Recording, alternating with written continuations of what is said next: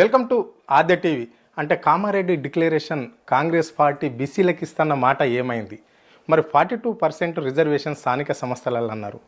ఎంతవరకు వచ్చింది ఏంటి అనే అనేక అంశాలను బీసీలకు సంబంధించిన అంశాలను అడిగి తెలుసుకునే ప్రయత్నం చేద్దాం. మనతో పాటు బీసీ జాతీయ సంక్షేమ సంఘం ఉపాధ్యక్షుడు గుజ్జ సత్యం ఉన్నారు. సార్ నమస్కారం. నమస్తే అండి. బాగున్నారా? సూపర్గా. ఎట్లా ఉంది మరి బీసీల పరిస్థితి ఏంటి ఈ రాష్ట్రంలో? బీసీల పరిస్థితి రాష్ట్రం ఏర్పడిన తర్వాత నుంచి అద్భుతంగా మంచి చైతన్యంతో మీరు చూస్తూ ఉంటే 2028 బీసీ ముఖ్యమంత్రి ముఖ్యమంత్రి సీటు మాదే అనే కాడికి వచ్చినాం. సో మంచి చైతన్యంతో ముందుకెళ్తుంది. ఓకే, ఇప్పుడు బీసీలకు కామారెడ్డి డిక్లరేషన్లో కాంగ్రెస్ పార్టీ రాహుల్ గాంధీ మేనిఫెస్టోలో చెప్పాడు, అంటే బీసీలకు ప్రత్యేక కార్పొరేషన్ ఏర్పాటు చేస్తాం, సో మళ్ళీ 42% స్థానిక సంస్థలలో ఇస్తాము అని చెప్పారు. మరి హామీలన్నీ నెరవేరినట్లన్నా బీసీలకు ఇస్తున్న హామీలన్నీ? కామారెడ్డి బీసీ డిక్లరేషన్లో రాహుల్ గాంధీ గారు చెప్పినట్టుగా 42% స్థానిక సంస్థల్లో రిజర్వేషన్ల అంశం ఒక్కటే కాదు, జనాభా ప్రాతిపదికన ప్రభుత్వ కాంట్రాక్ట్లలో, సివిల్ కాంట్రాక్ట్లలో, ప్రభుత్వ మెయింటెనెన్స్ కాంట్రాక్ట్లు అన్నీ కూడా జనాభా ప్రాతిపదికన మీరెంతో మీకంతా ఇస్తున్నారు. మేము ఎప్పుడు కూడా ఒక్క స్థానిక సంస్థల రిజర్వేషన్ల కోసమే మాట్లాడట్లేదు, అన్ని విషయాలను కూడా కవర్ చేస్తున్నాం, అన్ని విషయాలను కూడా సాధిస్తాం కూడా. ఆర్ కృష్ణయ్య ఈ రాష్ట్రంలో ఉద్యమం చేయబట్టి, బీసీ ఉద్యమం చేయబట్టి దాదాపుగా 40 ఏళ్ళు మీరు ఆయన ఎంట ఉండి, గుజ్జ సత్యం అనేట ఆయన ఆర్ కృష్ణయ్య ఎంట ఉండి దాదాపుగా 15 నుండి 20 సంవత్సరాలు అవుతుంది.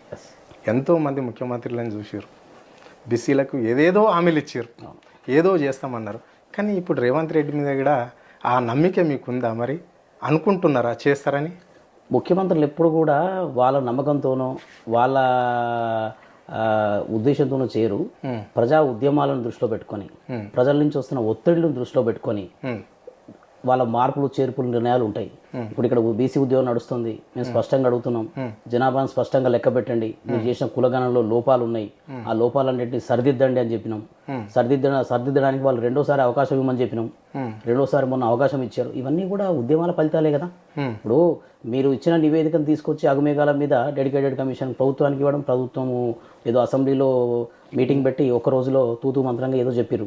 చెప్తే దాంట్లో చాలా లెక్కలలో బొక్కలు ఉన్నాయి, ఈ లెక్కలన్నీ కూడా సవ్యంగా లేవు, మీరు తీయాల్సిన లెక్కల్లో మిస్ అయిన వాటిల్లో మళ్ళీ లెక్కలు తీయండి అని చెప్పి స్పష్టంగా చెప్తేనే కదా మళ్ళీ ఇంకోసారి అవకాశం ఇచ్చారు. సో అవకాశం ఇవన్నీ కూడా ఉద్యమ ఫలితాలు. ఇవన్నీ ముఖ్యమంత్రులు వాళ్ళ స్థాయిలో సొంతంగా తీసుకునే నిర్ణయాలు కావు. ఇవన్నీ కూడా ఈ రోజులలో చైతన్యవంతమైన సమాజం ఉన్నప్పుడు ఆ సమాజం నుంచి వచ్చే డిమాండ్లు, ఉద్యమాలను అనుగుణంగానే ఏ ముఖ్యమంత్రి అయినా తలొగ్గాల్సిందే, ప్రజాభిష్టం మేరకు వాళ్ళు పని చేయాల్సిందే. అంటే ఇక్కడ ముఖ్యమంత్రి ఒక మాట అన్నాడు, కేవలం బీసీ సంఘాలకు సంబంధించిన నాయకులు దుమ్మెత్తి పోస్తున్నారు తప్ప ఎవరు కూడా డోర్ టు డోర్ వెళ్ళి సర్వే చేయలేరు అని అంటున్నారు. లెక్కలు ఉన్నాయా వాళ్ళ దగ్గర? రాజకీయ నాయకుల దగ్గర ఉన్నాయా? మా పార్టీని వేలెత్తి చూపెట్టుల దగ్గర ఉన్నాయా? బీసీ నాయకుల దగ్గర ఉన్నాయా అని అన్నాడు. దానికి మీరు సమాధానం ఏం చెప్తున్నారు? తెలంగాణలో ఒక పదం ఉంటుంది మీకు, అదరగొట్టడం అంటారు. ఏదైనా మాట్లాడుతుంటే అదరగొట్టగట్లా అంటారు. ఈ అదరగొట్టే పని చేస్తున్నాడు రేవంత్ రెడ్డి. అంతేనా? అదరగొట్టే పనే. ఎందుకంటే మేము కులాల లెక్కలు తీసిన తర్వాత స్పష్టంగా చెప్పినాం, ఈ కులాల లెక్కలలో, జనాభా లెక్కలలో చాలా విషయాల్లో తేడాలు వచ్చినాయి. మీరు చెప్పే లెక్కలు 2014లో సమగ్ర కులగణన, సమగ్ర కుటుంబ సర్వే కేసీఆర్ గారు చేసింది ఆయన. 2011లో భారతదేశ జనాభా సర్వే ప్రకారమైన ఈ జనాభా పెరుగుదల యావరేజ్ 1% గ్రోత్ ప్రకారం లెక్కలు చూసినా మొన్న తీసిన లెక్కలలో ఎక్కడ కూడా ఏ లెక్కలు మ్యాచ్ అవ్వట్లేదు. దాదాపుగా 50 లక్షల నుంచి 60 లక్షల వరకు బీసీ జనాభా మిస్ అయిపోయింది. లేని ఓసీ జనాభా తీసుకొచ్చి రాష్ట్రం మీద రుద్దిరు. ఇవన్నీ మీ మ్యాజిక్లు కాదా? మీరు చేసిన దాని ఏమంటారు, అదేంది గారడీలు కాదా? సత్యం, మీరు మ్యాజిక్ అంటున్నారు, ముఖ్యమంత్రి అంటుండో ఆ లెక్క చూపెట్టమని. నేను ఓసీలను ఎక్కడైతే కలిపినో లేనోళ్ళని ఉన్నట్లా, ఉన్నోళ్ళని లేనట్లా ముఖ్యమంత్రి స్పష్టంగా చెప్పిండి ఈ విషయంలో. ఆయనకి ఆరోపణలు వస్తున్నాయి, నన్ను ఎవరు ఏదనుకున్నా నాకు అట్లా చూపించవలసిన అవసరం ఏముంది అన్నాడు. అదే విషయం మళ్ళీ పొన్నం ప్రభాకర్ గడ, మీ సామాజిక వర్గానికి సంబంధించిన మంత్రి గడ చెప్పాడు, 96% కరెక్టే ఉన్నాయి లెక్కలు, ప్రతి ఇంటికి వెళ్ళాము, సర్వే చేశాము, చెప్పాము, ఎవరు తప్పన్న దీన్ని మాత్రం ఒప్పుకునేది లేదు, ఏ దానికైనా రెడీ అని చెప్పేసి ప్రభుత్వం నుంచి వాళ్ళు హెచ్చరించడం అనేది జరిగింది. దీన్ని ఎట్లా చూడాలి? అయితే సమగ్ర కులగణన నివేదిక బయటకు వచ్చిన తర్వాత దాంట్లో లోపాలున్న విషయాన్ని మేము ప్రభుత్వ దృష్టికి తీసుకెళ్తే ఒకరోజు బీసీ సంఘాలతోటి మా పొన్నం ప్రభాకర్ గారు మీటింగ్ అరేంజ్ చేశారు సెక్రటరియట్లో.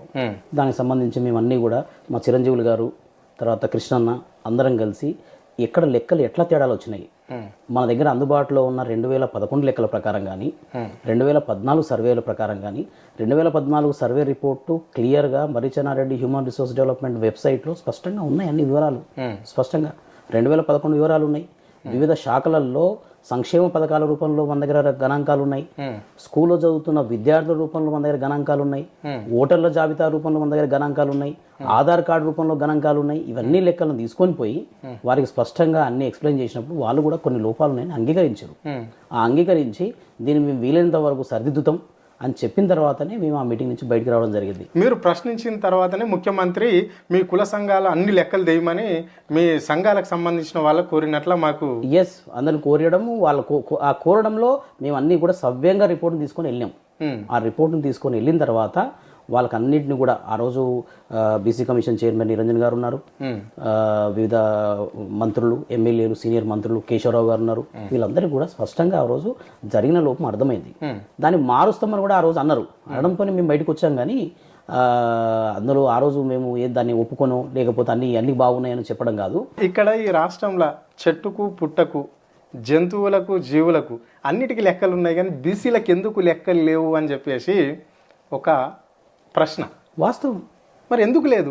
ఇక్కడ జంతువుల పుట్టలు కాదు, మీకు కరెంటు స్తంభాలు ఎన్నో లెక్కలు ఉంటాయి, పోలు టెలిఫోన్ స్తంభాలు ఎన్నో టెలిఫోన్ స్తంభాల పైన లెక్కలు ఉంటాయి. మరి ఈ దేశంలో ఉన్న ప్రజలకు, ఈ దేశంలో ఉన్న మెజారిటీ వర్గాలకు లెక్కించాల్సిన అవసరం లేదా? ఈ దేశ జనాభా కాదా? బీసీలు అంటే ఈ దేశ బిడ్డలు కాదా? మీరు ఎందుకు లెక్కించరు? లెక్కిస్తే మీ బొక్కలు బయటపడతాయనా? లెక్కలు తీస్తే మీరు 77 సంవత్సరాలుగా చేసిన అన్యాయం బయటపడుతున్న ఉద్దేశంతో ఇక నుంచి మాకు రావాల్సింది న్యాయంగా మేము గొంతెత్తి అరుస్తామని, ఒకవేళ ఆ నివేదికలు తీసుకొని కోర్టుకు వెళ్తామని చెప్పి భయంతో మీరు నొక్కి పెడుతున్నారు. ఇది కుట్ర స్పష్టంగా. సో మరి ఇక్కడ ఆయన ఒక మాట అంటున్నాడు ముఖ్యమంత్రి, నేను ఇదంతా సమాచారం తెచ్చి మీ చేతిలో పెడతా అంటే బీసీ ఎవరైతే కుల సంఘాల పెద్దలు ఉంటారో అంటే వాళ్ళే కదా, వాళ్ళకి సంబంధించిన ప్రొఫెసర్లు వాళ్ళు ఉంటారు, ఐఏఎస్లు ఉంటారు, వాళ్ళ చేతిలో పెడతా నేను. అది ఏమన్నా. సో మరి ఇక్కడ ఆయన ఒక మాట అంటున్నాడు ముఖ్యమంత్రి, నేను ఇదంతా సమాచారం తెచ్చి మీ చేతిలో పెడతా అంటే బీసీ ఎవరైతే కుల సంఘాల పెద్దలు ఉంటారో అంటే వాళ్ళే కదా, వాళ్ళకి సంబంధించిన ప్రొఫెసర్లు వాళ్ళు ఉంటారు, ఐఏఎస్లు ఉంటారు, వాళ్ళ చేతిలో పెడతా నేను. అది ఏమన్నా చేసుకోండి అంటే ఏమన్నా చేసుకోండి అంటే ఇంకోది ఇక్కడ తీసుకుపోండి అంటే ఢిల్లీకి తీసుకుపోయేది అంటే కుల సంఘ పెద్దలు తీసుకుపోవాలా ఇది, లేకుంటే ప్రభుత్వంలో ఉన్న మీ బీసీ నేతలు తీసుకుపోవాలా, ఎవరు తీసుకుపోవాలి? ముఖ్యమంత్రి అట్లా మాట్లాడితే దీన్ని ఎట్లా చూడాలి ఈ బీసీ సామాజిక వర్గం? తాంబూలాలు ఇచ్చేసాం తనకు చావండి అనేది కాదు సిద్ధాంతం. అంటే మీకు నిజంగా చిత్తశుద్ధి ఉంటే కులగణన చేసిన తర్వాత కులగణనలో ఏమైనా లోపాలు ఉంటే ప్రజా సంఘాలు, బీసీ సంఘాలు దాని మీద ఏమైనా అభ్యంతరం చెప్తే మీరు దాన్ని సహృదయంతో తీసుకొని స్పష్టంగా ఈ లోపాలను సరిదిద్దాలి. దిద్దిన తర్వాత మీ కామారెడ్డి డిక్లరేషన్లో మీరు ఇచ్చిన రిజర్వేషన్లు ఏంటి? 42% రిజర్వేషన్లు ఇస్తున్నారు. దాని ప్రకారం మిగతా హామీలు ఉన్నాయి. వాటిని నెరవేర్చడానికి స్థానిక సంస్థల్లో రిజర్వేషన్ల కోసం అసెంబ్లీని ఏర్పాటు చేసి ప్రత్యేక చట్టం ద్వారా 42% రిజర్వేషన్ని స్థిరీకరించాలి, న్యాయంగా అందజేసేటట్టు చూడాలి. ఒకవేళ కనుక దానికి ఇంకా ఏదైనా న్యాయపరమైన అడ్డంకులు వస్తాయి అనుకున్నప్పుడు మీరు అఖిలపక్షాన్ని ఢిల్లీకి తీసుకెళ్ళి ఢిల్లీలో కేంద్ర ప్రభుత్వం మీద ఒత్తిడి తీసుకొచ్చి ఇంకా ముందు కూడా ఎట్టి పరిస్థితుల్లో ఎలాంటి న్యాయపరమైన ఇబ్బందులు రాకుండా దానికి పార్లమెంట్లో బిల్లు పెట్టి షెడ్యూల్ 9 ప్రకారం రాజ్యాంగంలో పొందుపరచాలి. మీరు తమిళనాడులో స్థానిక సంస్థల రిజర్వేషన్ల విషయంలో జయలలిత గారు ఆ రోజుల్లో ఇలాంటి న్యాయపరమైన చిక్కులు వస్తాయనే ఉద్దేశంతోనే అఖిలపక్షాన్ని ఢిల్లీకి తీసుకెళ్ళి ఢిల్లీలో ప్రభుత్వాన్ని, కేంద్ర ప్రభుత్వాన్ని మీరు దీన్ని అంగీకరించి షెడ్యూల్ 9లో చేర్చేంత వరకు నేను ఢిల్లీ వదిలి వెళ్ళను నా రాష్ట్రానికి అని అక్కడే కూర్చున్నారు. అది చిత్తశుద్ధి అంటే. మరి మీరు కూడా చేయండి, వెళ్ళండి ఢిల్లీకి, అఖిలపక్షాన్ని తీసుకొని వెళ్ళండి. అఖిలపక్షాన్ని తీసుకొని వెళ్ళి ఢిల్లీలో కూర్చుందాం. మీ ఏఐసిసి కార్యాలయం కూడా ఉంది కదా, మీ బలగం అంతా ఉంది కదా, కూర్చుందాం, అక్కడే కూర్చుందాం. మొత్తం సాధించుకొని ఎందుకు గదులతో చూద్దాం. కేంద్ర ప్రభుత్వం షెడ్యూల్ 9లో పొందుపరిచి ఈ రాష్ట్రంలో ఉన్న బీసీలకు స్థానిక సంస్థల్లో 42% రిజర్వేషన్లు రాజ్యాంగ ప్రకారం సాధించేంత వరకు కూడా మీ ఇంట మేము నడుస్తాం, వెళ్ళండి. ఇప్పుడు రాజ్యాంగం ఆర్టికల్ ఏం చెప్తుందంటే సత్యం గారు 50ని మించకూడదు ఏ రాష్ట్రంలో అయినా రిజర్వేషన్ ఫలాలు అని చెప్పింది. అంటే మళ్ళీ సవరణ చేయాలా, ఏదన్నా షెడ్యూల్ ఉంటుందా దానికి? ఈ దేశంలో ఉన్న ఈడబ్ల్యూఎస్ రిజర్వేషన్లు అగు మేఘాల మీద అమలు చేసినప్పుడు ఎక్కడ పోయింది మీ 50% లిమిటేషన్? ఉమ్. ఎక్కడి నుంచి వచ్చింది? రాజ్యాంగం కానీ రాజ్యాంగం ఈడబ్ల్యూఎస్ అంటే బ్యాక్వర్డ్ ఉన్న వాళ్ళకు ఎస్ బ్యాక్వర్డ్ ఏ లెక్క ప్రకారం అగ్రవర్ణాల అగ్రవర్ణాలలో ఉన్న వెనుకబాటుతనం అని చెప్పి పిడికడ మందు లేని మీకు 5% లోపు 6% లోపు ఉన్న మీకు 5-6% లోపు ఉన్న మొత్తం జనాభాలో వెనుకబడిన వర్గాలు ఎంతమంది ఉంటారు? 2% లోపు ఉంటారు. 2% లోపు ఉన్న వాళ్ళకు 10% ఈడబ్ల్యూఎస్ రిజర్వేషన్లు ఎక్కడి నుంచి వచ్చినాయి? అంటే మీ కాన్సెప్ట్ ఏంటంటే 90-95 మార్కులు బీసీలకు వచ్చినా ఏదన్నా ప్రభుత్వ ఉద్యోగంలో వాళ్ళకు ఉద్యోగం రావడం లేదు, 55-60 మార్కులు వచ్చినా ఓసీలకు ఈడబ్ల్యూఎస్ ఉంటే ఉద్యోగం వస్తుంది అనేదనా? కొన్ని వందల ఉదాహరణలు ఉన్నాయి దానికి సంబంధించి. చెప్పు. మీరు ఇప్పుడు కేంద్ర స్థాయిలో ఉన్న ఇన్స్టిట్యూషన్లలో బీసీ విద్యార్థికి అయితే 2,30,000 రూపాయలు ఫీజు పే చేయాలి. ఎక్కడ 3 లక్షల రూపాయలు మీ ఆదాయం క్రాస్ అయితే మీరు క్రిమి లేయర్ కిందకి వచ్చేస్తారు. రైట్. అదే ఓబీసీ అదే ఓసీ అభ్యర్థి అయితే ఈడబ్ల్యూఎస్ రిజర్వేషన్ల ప్రకారం మీకు 8 లక్షల రూపాయల వరకు ఆదాయం ఉన్నా మీరు ఎలిజిబుల్. ఇది ఎక్కడ న్యాయం అండి? అంటే 20,000 సంపాదించుకునే బీసీ బిడ్డకు రిజర్వేషన్లు అందవు, అదే ఆ 60,000 సంపాదించే ఓసీకి రిజర్వేషన్లు అందుతాయి. మరి ఇది ఎక్కడ సమన్యాయం? అవును. మరి ఎక్కడి నుంచి వచ్చినాయి? అంటే మీరు వడ్డించేవాళ్ళు కాబట్టి మీ వర్గాలకు ఇబ్బంది కాకుండా ఉండడానికి అప్పటికప్పుడు అగుమేఘాల మీద సృష్టించిన మాయాజాలం ఈడబ్ల్యూఎస్. దానివల్ల మా బీసీలకు రావాల్సిన అవకాశాలు ఏంటో కొల్లగొడుతున్నారు మీరు పూర్తిగా. సో ఇదంతా కూడా ఇక్కడ తెలంగాణలో జరిగిన కులగణంలో కూడా ఈడబ్ల్యూఎస్ రిజర్వేషన్లను పగడ్బందీగా అమలు చేయడానికి వీళ్ళు మాటికి బీసీ సంఘాలు ఎప్పుడు కూడా 10% లోపున వాళ్ళకు 7% ఉన్న ఓసీలకు ఎందుకు 10% ఈడబ్ల్యూఎస్ రిజర్వేషన్ అంటున్నారని కావాలని దానికి ఏదో మాయ చేసి దాన్ని 15% తీసుకుపోయారు. అంటే ఓసీలలోనే పెరుగుతారా జనాభా? అంటే అన్ని వర్గాలలో తగ్గుతారు, మీరు లెక్క పెడితే మీ లెక్కలల్లో ఓసీలు మాత్రమే పెరుగుతారు, మిగతా జనాలంతా కూడా తగ్గుతారు. చూపెట్టమన్నాడు కదా ముఖ్యమంత్రి, చూపెట్టమన్నాడు కదా, నాకేం అవసరము? మేము గణాంకాల ప్రకారం 15.46 ఓసీలను లెక్క చూపించారు. మరి గత లెక్కల ప్రకారం 7.5% కదా. మీరు 2011 భారత గణాంకాల ప్రకారం కానీ 2014 తెలంగాణ ప్రభుత్వం వచ్చిన తర్వాత చేసిన లెక్కల ప్రకారం కానీ మీ జనాభా ఎంత? 7% లోపు ఉన్నారు. మరి ఎట్లా 15%? ఎక్కడి నుంచి వచ్చారు? మేము చైతన్యం ఉన్నాము అని అంటున్నారు, మాకు తగ్గించుతున్నారు అంటున్నారు. మరి ఓట్లలో మీ వాళ్ళు ఎందుకు గెలుస్తలేరు? అంటే బీసీ సామాజిక వర్గానికి చెందిన వాళ్ళు బ్యాక్వర్డ్ క్యాస్ట్ వాళ్ళు ఎందుకు గెలవడం లేదు? అంటే నిన్న ఎమ్మెల్సీ ఎలక్షన్స్ జరగడం జరిగింది ఈ స్టేట్లో. రెడ్డిలకు బీసీలకే ఫైట్ అని ఎన్నో 10 మార్లు మీరు కూడా మాట్లాడారు, మీ సంఘాలు మాట్లాడినాయి, మీరు అనుబంధ సంఘాలైనా మీ దళిత సంఘాలు మీకే సపోర్ట్ చేసినాయి, మీ ఎస్సీ ఎస్టీ సంఘాలు అన్నీ టోటల్గా బీసీల వెంట ఉంటున్నాము అని చెప్పారు. మీరంతా మందకృష్ణకు సపోర్ట్ చేయడం వల్ల ఆ వర్గం కూడా మీకే సపోర్ట్ చేసింది. సో అలాంటప్పుడు ఇక్కడ జరిగిన గ్రాడ్యుయేషన్ ఎలక్షన్లో ప్రసన్న హరికృష్ణ ఎందుకు గెలవలేకపోయాడు? ప్రసన్న హరికృష్ణ గారు 60,000 ఓట్లకు పైచేలకు సాధించరు. ఇది మామూలు విషయం కాదు. ఎందుకంటే ఆయన బలమైన రాజకీయ పార్టీలు, ఒకటి రాష్ట్రంలో అధికారంలో ఉంది, ఇంకొక పార్టీ కేంద్రంలో అధికారం ఉంది. రెండు అధికార పార్టీలు కోట్ల రూపాయలు ఖర్చు పెట్టినా, కోట్ల రూపాయలు వెదజల్లిన ఆయన ఏ ఓటర్లను ప్రలోభానికి గురి చేయకుండా, ఏ మందు సీసా పంచకుండా, ఏ బిర్యానీ పొట్లం పంచకుండా, ఏ పచ్చనోటు పంచకుండా ఆయన నిఖార్సైన బీసీల చైతన్యవంతమైన ఓట్లతోనే 60,000 పైచిలుకు సాధించరు. ఇది ఒకటో పాయింట్. రెండోది, దాదాపుగా 28,000కు పైగా ఓట్లు చెల్లకుండా పోయినాయి పట్టభద్రుల వాట్లలో. అవి వాళ్ళకు సరైన అవగాహన కల్పించకపోవడం వల్ల ఓటర్లలో ఆ ఓటేసే విధానం సంబంధించి సరైన విధానాన్ని వాళ్ళకి అవగాహన కల్పించకపోవడం వల్ల దాదాపుగా 28,000 ఓట్లు పోయినాయి. ఒకవేళ అవన్నీ వాటిలో అది జరగకపోయి ఉన్నా, ఇది సాధించిన మేమైతే నైతికంగా గెలిచామని చెప్తున్నాం 60,000 శైలికి. ఎందుకంటే మాకేం జెండా లేదు, మాకేం పార్టీ కండువా లేదు.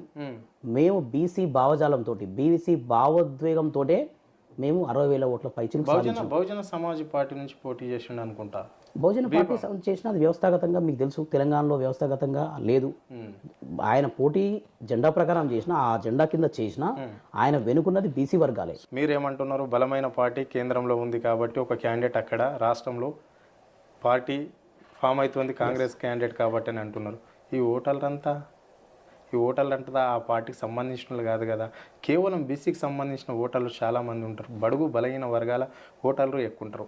ఆ పార్టీని నమ్ముకోనో ఈ పార్టీని నమ్ముకోనో ఓటు వేయలేరు. అయితే మీరు ఇక్కడ ఒక విషయాన్ని గమనించాలి. ఈ రాష్ట్రంలో ఉన్న బీసీలు కానీ ఈ దేశంలో ఉన్న బీసీలు కానీ బీసీలు పార్టీలుగా విడగొట్టబడి ఉన్నారు రైట్. మొదటి నుంచి కూడా. అంటే బీసీలు ఎలా ఉన్నట్టే ఇది TRS BC, BJP BC, Congress BC, ఇంకో బీసీ. పార్టీల వారీగా విడిపోయిన బీసీలను మేము ఈ మధ్య కాలంలో బీసీ ఉద్యమంతో వాళ్ళని చైతన్యపరుస్తూ మనది బీసీ వాదము, బీసీ పార్టీ అని చెప్పి వాళ్ళని తీసుకొని వస్తున్నాం. ఇది ఒక్క రోజులో సాధ్యమయ్యే వ్యవహారం కాదు. 15-20 ఏళ్ళ నుంచి మీరు ఉద్యమంలో ఉన్నారు. Yes, ఈ రోజు అంటున్నారు మీరు ఇంకెంత అవేర్నెస్. మీరు చిన్న వయసు నుంచి ఆ ఉద్యమంలో పనిచేశారు, ఇప్పుడు పెద్దగా అయ్యారు. మీరు ఏజ్కి వచ్చారు, ఒక లెక్కకి వచ్చారు. ఇంకెన్ని రోజులు చేస్తారు ఈ ఉద్యమం? ఇంకా ఎంత వరకు? ఒక్క విషయం చెప్పాలి మీకు ఈ సందర్భంలో. భారతదేశ జనాభాలో సుమారుగా 70 కోట్ల పైచీలకు బీసీలు. అంటే ఈ దేశంలో 70 కోట్ల పైచీలకు సమస్య బీసీల సమస్య. రైట్. అవునా? 70 కోట్ల సమస్య అంటే ఈ దేశంలో ఈ ప్రపంచంలో దాదాపు 20 దేశాలకు సంబంధించిన జనాభాతో సమానం ఆ 70 కోట్లు. 30 కోట్ల జనాభాతో 30-35 కోట్ల జనాభాతో ఉన్న భారతదేశ స్వాతంత్రాన్ని బ్రిటిష్ వాళ్ళ దగ్గర నుంచి లాక్కోవడానికి 60 సంవత్సరాలు పట్టింది మనకు. కానీ ఇక్కడ 70 కోట్ల బీసీలను చైతన్యం చేసి దేశవ్యాప్తంగా బీసీ భావజాలాన్ని నింపి బీసీ రాజ్యాధికారాన్ని తీసుకురావడానికి ఎన్నేళ్ళు పడుతూ ఒకసారి ఆలోచించండి. చైతన్యం అనేది ఓవర్ ద పీరియడ్లో జరిగే నిరంతర ప్రక్రియ, ఒక్క రోజులో వచ్చేది కాదు. ఇదేదో సినిమా హీరోనో ఏదో సినిమా రిలీజ్ అవుతానే ఆ రోజు శుక్రవారానికి హీరోయిజం లేసి శనివారం ఆదివారానికి తగ్గేది కాదు. మనం ఉద్యమాన్ని ఎలా చూడాలంటే ఈ ఉద్యమము ఎటువైపు వెళ్తుంది, అధోముఖంగా వెళ్తుందా అదో గతికి వెళ్తుందా, ఎటువైపు వెళ్తుందని చూడాలి. కానీ ఉద్యమం బీసీ ఉద్యమం బ్రహ్మాండంగా అద్భుతంగా ముందుకెళ్తుంది. ఇక్కడ ఎమ్మెల్సీ ఎలక్షన్లో ఒకటి అనుకోవచ్చా మేము, అంటే మీరు ఎప్పుడు మీటింగ్ పెట్టినా అన్ని సామాజిక వర్గాలకు సంబంధించిన వాళ్ళు, అన్ని కుల సంఘాల నేతలు మీ పక్కన కూర్చున్నారు. వాళ్ళు సగభాగం ఉంటే బీసీలు సగభాగం ఓటర్లు. అంటే ఇప్పుడు ఈ సగభాగం ఉన్నోళ్ళే ప్రసన్న హరికృష్ణకు అంటే బీసీల మాట ఉండి బీసీల మాటతోనే ఉంటారు, బీసీల ఎంట ఉండాలి, బీసీలకు ఓటేస్తామని మాటిచ్చి ఓటేసిన వాళ్ళైనా బడుగు బలహీన వర్గాలలో నిత్యమైన బీసీలు, నిజమైన బీసీలు వేరే పార్టీకి ఓటేసినట్లన్నా. టీచర్ ఎమ్మెల్సీలు కానీ ఏ పట్టభద్రులు కానీ ఓటేసే హక్కు ఉన్న ప్రతి ఒక్కరు ఏదో ఒక పార్టీకి అనుబంధంగానే పనిచేస్తారు. వాస్తవమేనా?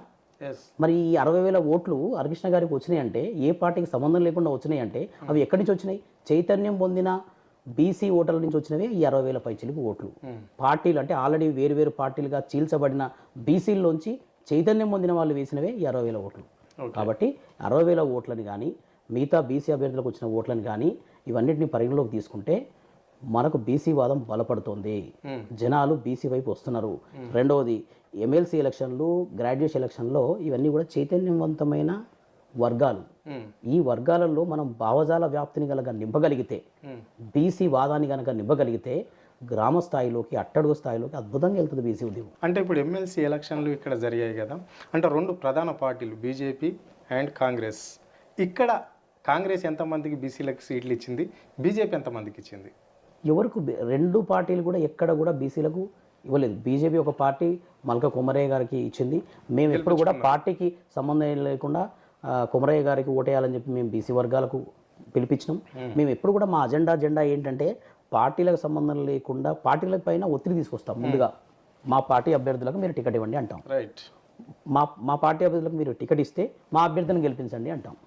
ఈ విషయంలో కొమరయ్య గారికి కూడా మేము పార్టీ జెండాతో సంబంధం లేకుండా, అజెండాతో సంబంధం లేకుండా బీసీ అభ్యర్థి అన్న ఒక్క మాటతోనే మేము మా బీసీ వర్గాలకు పిలిపించడం జరిగింది. కొమరయ్య గారిని గెలిపించండి అని. మరి హరికృష్ణ ఎందుకు ఓడగొట్టవలసి వచ్చింది? హరికృష్ణ గారిని ఓడగొట్టలేదు. మీరు 60,000 ఓట్లు వచ్చాయి ఇక్కడ. కానీ అతను ఉన్న నియోజకవర్గంలో ఆ స్థానంలో రాజకీయ పార్టీలు, మిగతా రాజకీయ పార్టీలు విపరీతమైన ఖర్చు చేయడం వల్ల, ఆధిపత్య కులాల కుట్రల వల్ల ఓడిపోయారు. కానీ అంటే ఇక్కడ 3 చోట్ల ఎన్నికలు జరిగితే ఒకళ్ళు బీసీ గెలిచిండు, ఇద్దరు రెడ్డిలు గెలిచారు. ఒకటి కాంగ్రెస్ పార్టీ అనుకోవచ్చు కదా, వామపక్షాలతో ఉన్నదంటే కాంగ్రెస్ పార్టీ అభ్యర్థి. ఆయన వామపక్షాల పార్టీ కాదు, ఆయన ఇండివిజువల్ గా చేసిన అభ్యర్థి. ఆయన నేను వెళ్ళి గెలిచిన తర్వాత టీఆర్ఎస్ కేసీఆర్ గారిని కలవడం జరిగింది. అది ఏ రకంగా కూడా కాంగ్రెస్ అభ్యర్థి కాదు. ఈ రాష్ట్రంలో అధికారంలో ఉండి అభ్యర్థులను నిలబెట్టి కూడా గెలిపించుకొని కాంగ్రెస్ పార్టీని ఈ ప్రశ్న అడగండి. మాకు జెండా లేదు, అజెండా లేదు, పార్టీ లేదు, కానీ 60,000 ఓట్ల పైగా సాధించుకున్న బీసీల బిడ్డకు 60,000 పైగా ఓట్లు వచ్చినాయి. ఇదంతా కూడా బీసీ ఉద్యమ ఫలితం, బీసీ సమాజం చైతన్యం పొందుతుందనే దానికి నిదర్శనం. అంటే ఇక్కడ ముఖ్యమంత్రి రేవంత్ రెడ్డి బీసీ ఓట్లతోటి నేను అధికారంకి వచ్చిందా, కాంగ్రెస్ పార్టీ నాకు మంచి అవకాశం ఇచ్చింది, బీసీ ప్రజలే నాకు ఇచ్చిర్రు అని చెప్పేసి అన్నా ముఖ్యమంత్రి. సరే, అసెంబ్లీ ఎన్నికల్లో బీసీలకు అన్యాయం జరిగిందని రాష్ట్ర ప్రజలకు తెలుసు, పార్లమెంట్ ఎన్నికల్లో కూడా జరిగిందనే విషయం కూడా తెలుసు, బీసీలకు కరెక్ట్గా న్యాయం జరగలేదని. మినిమం మరి నామినేట్ పోస్టులనన్నా, కార్పొరేషన్ పదవులనన్నా బీసీలకు కరెక్ట్ న్యాయం జరిగిందా ఈ రాష్ట్రంలో? రేవంత్ రెడ్డి రాజకీయ నాయకుడు, పక్కా రాజకీయ నాయకుడు. రాజకీయ నాయకుడు ఒకటి చెప్తే దాని వెనుక చేసేవి వేరుంటాయి. నేను బీసీల ఓట్లతోనే వచ్చిన, బీసీలకే చేస్తా అని చెప్తే మీరు ఈరోజు సంవత్సరన్నరగా వస్తుంది ఈ రాష్ట్రంలో కాంగ్రెస్ ప్రభుత్వం అధికారంలోకి వచ్చి. బడి దగ్గర నుంచి మొదలు పెడితే గుడి వరకు రెడ్డిలే నామినేటెడ్ పోస్టులు.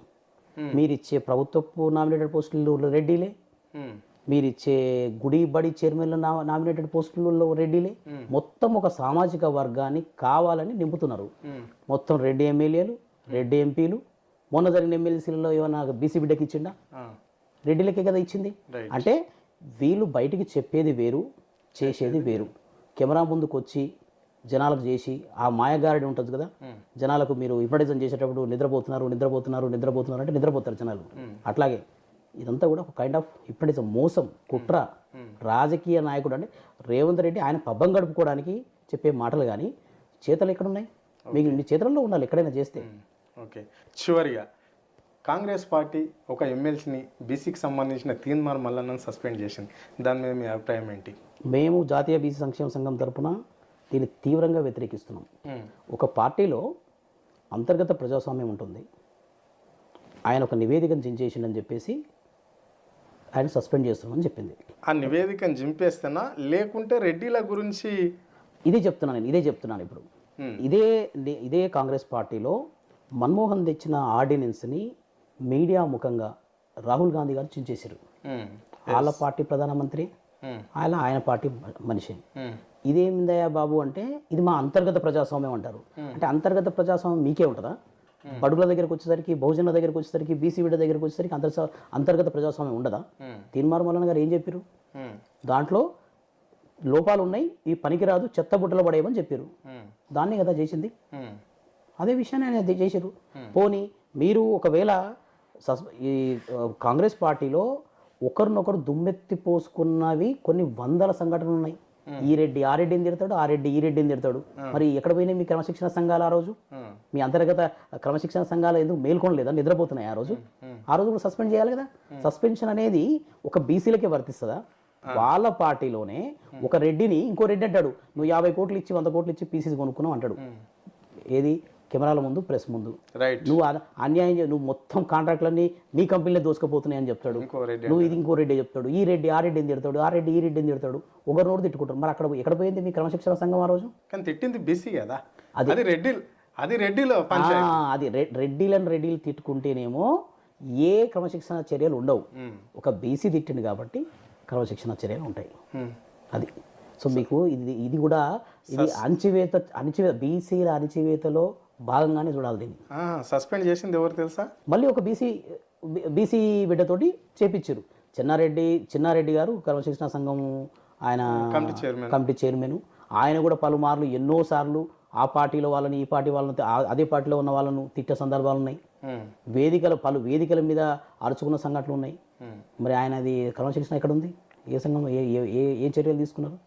అదొకటే కాదు, అవన్నీ చిన్నవి. అంతకన్నా మించిన తీవ్రమైన ఆరోపణలు చేసుకున్న రోజులు ఉన్నాయి. మరి ఇప్పుడు చర్యలు లేవు కదా ఎవరి మీద. అంటే ముమ్మాటికి తప్పే అంటారా? ముమ్మాటికి తప్పే. ఒక బీసీ ఎదుగుతున్న క్రమంలో అణచివేతలో భాగంగానే మేము దీన్ని చూస్తాం. Okay, right. థ్యాంక్ యూ సత్యం గారు. మీ అమూల్య టైం మాకు కేటాయించినందుకు ధన్యవాదాలు. Thank you.